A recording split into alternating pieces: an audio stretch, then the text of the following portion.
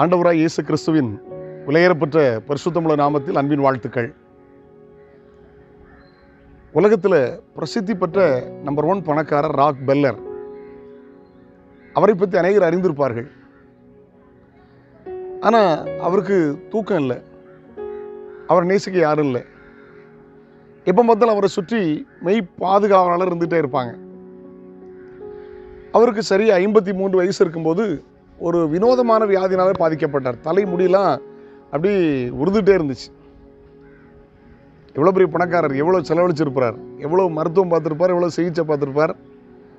ஒன்றும் குணமாகல, நாளுக்கு நாள் மெலிஞ்சிட்டே இருந்தார். டாக்டர்ஸ் கடைசி ஒரு முடிவுக்கு வந்தாங்க, இன்னும் 1 வருஷத்தில் சாக போகிறீங்க.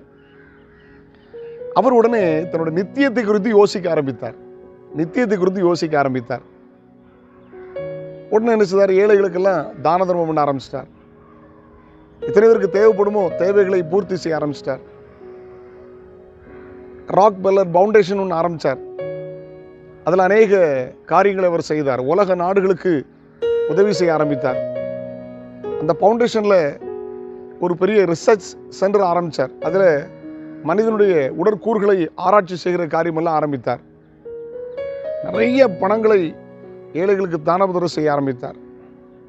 நடந்த சம்பவம் என்ன? அவர் உள்ளத்திலும் சரீரத்திலும் மாற்றம் வர ஆரம்பித்தது. அது பெரிய ஆச்சரியம். கொஞ்ச நாளில் பார்த்தீங்கன்னா நல்ல ஆரோக்கியமாயிட்டார்.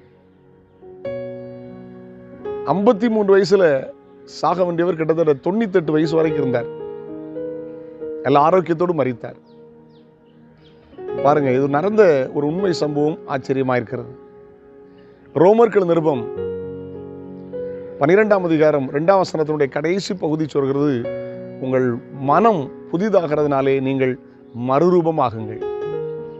பாருங்க, அது வரைக்கும் 53 வயசு வரையிலும் அவருக்கு இப்படி ஏழைகளுக்கு உதவி செய்யணும் அப்படிலாம் எண்ணம் வரல. ஆனால் தூக்கம் கிடையாது, வியாதி, கஷ்டப்பட்ட போது இனி நம்ம சாக போகிறோம், இதெல்லாம் வச்சு என்ன செய்ய போகிறோங்கிற ஒரு எண்ணம் ஏற்பட்ட போது அவர் வாழ்க்கையில் ஒரு காரியத்தை அவர் செய்ய ஆரம்பித்தார். இனி என்னுடைய நித்தியத்துக்கு நான் போகும்போது ஏதாவது செய்யணும் அப்படின்னு சொல்லி நிறைய உதவிகளை செய்ய ஆரம்பித்தார். வாழ்க்கையில் சந்தோஷம், மகிழ்ச்சி வந்து மாற்றம் ஏற்பட்டு ஆரோக்கியம் வந்து விட்டது. வேதம் தெளிவாக சொல்லுகிறது, உங்கள் மனம் புதிதாகிறதுனாலே மறுரூபம் ஆகுங்கள். யோசிச்சு பாருங்க, வாழ்க்கையில் மாற்றம் ஏற்படட்டும். மனதில் ஒரு பெரிய மாற்றத்தை கர்த்தர் தருவார். புதிதாக்கப்பட்ட புதிய சிருஷ்டி கிறிஸ்துவை தரித்துக் கொள்ளுங்கள். ஆமென்.